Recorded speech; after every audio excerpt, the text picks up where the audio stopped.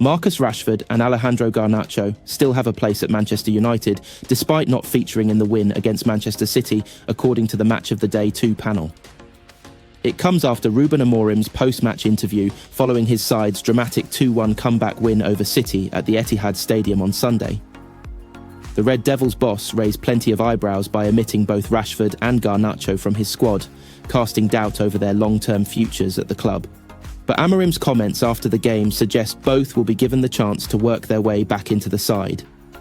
Next week, next game, new life. He told reporters Rashford and Garnacho are fighting for their places, but for me it's important. The performance in training, the performance in game, the way you dress, the way you eat, the way you engage with teammates, the way you push your teammates. Everything is important when we want to change a lot of things. They have to fight for a place in the team, and today the team proved we can leave anyone out of the squad and manage to win if you play together. Earlier, in what appeared to be a reference to the recent departure of sporting director Dan Ashworth, as well as other staff exits at Old Trafford, Amorim emphasised, "When people in the club are losing their jobs, we have to push our standards really high." Speaking on Match of the Day 2, Danny Murphy interpreted the manager's remarks as a sign that he will select players based on their in-game performance and their commitment in training, suggesting that no player will be completely written off. "I think what's great about Amorim is, as week to weeks go, he's going to play who's playing well and who's training well," he said. "I think it was a brilliant interview. He covered Rashford and Garnacho's absence superbly in every detail. He isn't writing people off. They're not done. He's going to give them a fresh start next week, like he said, and I think United fans will have been very impressed with the way he's dealt with it." Ex-City keeper Shay Given agreed, noting, "I think he's handled it really well.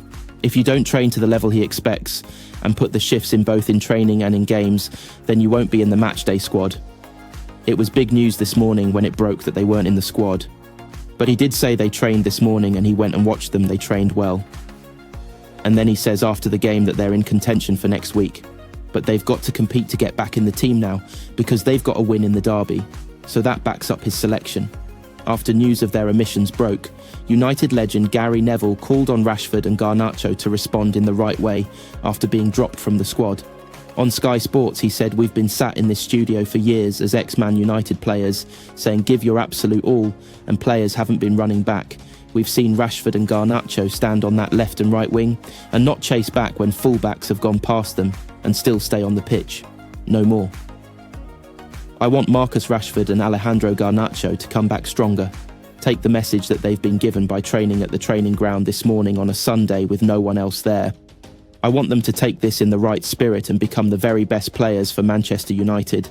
I don't care who you are, whether you're Andrei Kanchelskis or Ryan Giggs, David Beckham, Nani, whoever you are as a wide player at Manchester United, you've got to run this way forward as fast as you can and run that way backwards as fast as you can. They have got the talent, they've got the ability, but if they don't do that, there is no place for you in the club, there is no place for you in the team." Before their exclusions, both Rashford and Garnacho had featured in every single one of United's 24 matches across all competitions this season. Notably, Garnacho leads as United's top scorer with 8 goals, while Rashford shares second spot with Rasmus Højlund on 7. However, neither player has really been close to top form in 2024/25. And with Ahmad now seemingly cementing his place on the right wing, they will have to compete for the left wing position, not only with each other, but also with players like Mason Mount and Antony. Up next for the Red Devils is a Carabao Cup quarter-final match against Tottenham on Thursday. Following this, they will take on Bournemouth, Wolves and Newcastle in the Premier League to conclude the year. We want your views, Reds. You can become even more involved with our Manchester United coverage by signing up. This will unlock a whole host of things, including joining the comments and taking part in our special Q&As, where you can speak directly to our reporters about what's happening at Old Trafford this week and beyond.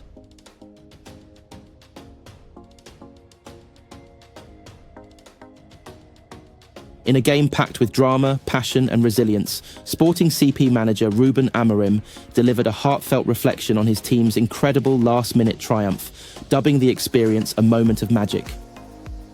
His post-match comments captured the euphoria that gripped both the players and the fans as they pulled off a victory that seemed improbable just moments earlier.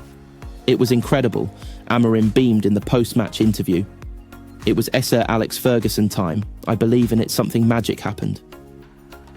Comparing the moment to the legendary former Manchester United manager's famed ability to inspire late comebacks, Amorim's words resonated deeply with fans who witnessed what felt like a football fairy tale. The match itself was no walk in the park. Sporting faced an opponent that pushed them to their limits, with chances missed and tension mounting as the clock ticked away.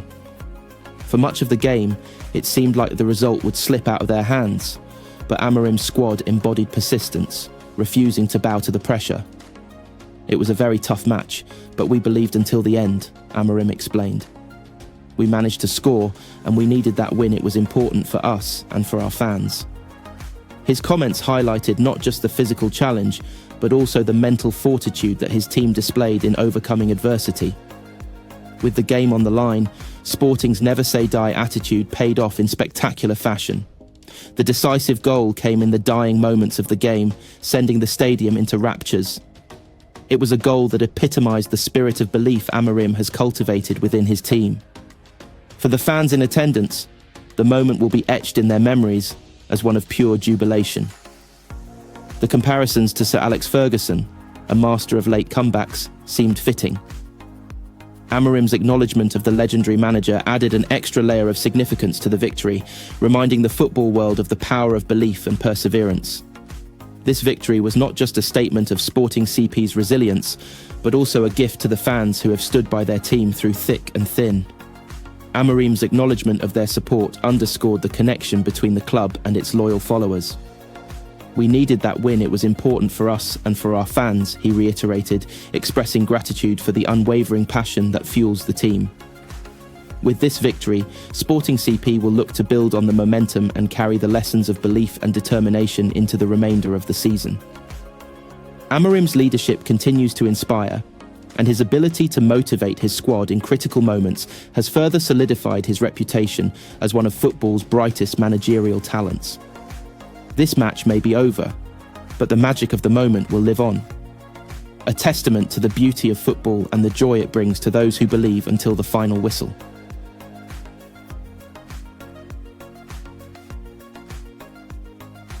Mason Mount's injury problems look set to continue after the Manchester United star limped off in the early stages of his side's game against Manchester City. Mount has endured a torrid time since his move to United in the summer of 2023. The former Chelsea man has made just 21 Premier League appearances in nearly 18 months at the club. Mount missed the majority of the 2023/24 campaign with injury, and kicked off the current campaign with further injury issues after he was replaced midway through United's defeat to Brighton back in August. He could now be set for another spell on the sidelines after limping off against City. The England international looked distraught as he sat waiting for the United medical team. Teammates Bruno Fernandes, Lisandro Martinez, Rasmus Højlund, Manuel Ugarte, Noussair Mazraoui and Ahmad all consoled him as he headed off. Mount headed straight down the tunnel after he left the field. Speaking of Mount's injury, Gary Neville, on duty for Sky Sports, said, "It's not good. No good losing your player 12 minutes into a match, but for Mason Mount, he's got that resigned look on his face of someone who has been in the gym, rehabilitating long enough. At the age of 32 to 35, I kept getting recurring injuries, and it is demoralising. You feel like you are letting everybody down, and he's young." United are looking to bounce back from 2 Premier League defeats after Amorim suffered his first losses as United boss against Arsenal and Nottingham Forest last week. The Reds did bounce back in midweek with a 2-1 win over Victoria Plzen in the Europa League, thanks to 2 goals from substitute Højlund. Bruno Fernandes says Manchester United have too many problems of their own to think about Manchester City's crisis ahead of Sunday's derby. Both sides head into the derby showdown at the Etihad Stadium in poor form, with City having lost 8 of their last 10 games in all competitions. Pep Guardiola's struggling champions are down in 4th place, 8 points adrift of leaders Liverpool, while Ruben Amorim's United are languishing in 13th position. Against that backdrop, United skipper Fernandes said Amorim's players must focus on improving themselves rather than taking encouragement from City's demise. It doesn't change anything for us, how they are at this moment, because we have to think about ourselves, said Fernandes. We all know that this is a huge game and they have huge players, although they're probably not winning as much as everyone would expect them to do.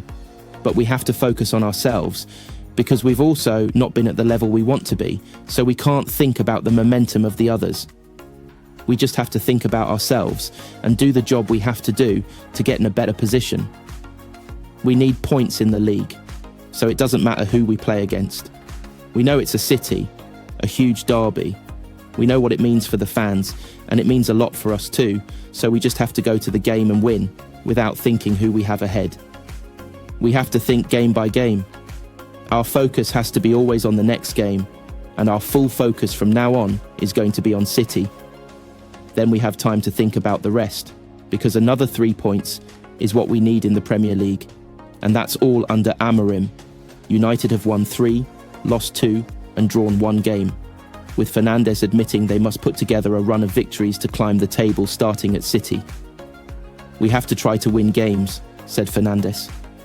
That's what we want to improve. Obviously we play City, and we want to win, but it doesn't matter if it was another game. We would try to win in the same way. We know they have great players. It doesn't matter the momentum they are in. We have to think about ourselves, what we can do to hurt them to win the game, and that's all. You always make progress and then you can see that in the results. Obviously we want to get results, and I think for the outside world the results are the ones that show if you improve or not. But we have to think about what we want to do as a team, what we want to have as a system, the impact that we want to have in games, the way we want to play, and that has to be the main thing in our minds. But obviously we play for a club that has to win every game. With 5 goals and 10 assists this season, Fernandes remains United's most effective player, and said he is comfortable with being the team's chief creator. Everyone has to create goals, not only me, but I know that is one of the main qualities I have. I have to accept that and understand that everyone expects that from me. When I say everyone, that's everyone in the dressing room, not everyone from the outside world. And I'm there to help my teammates to score goals.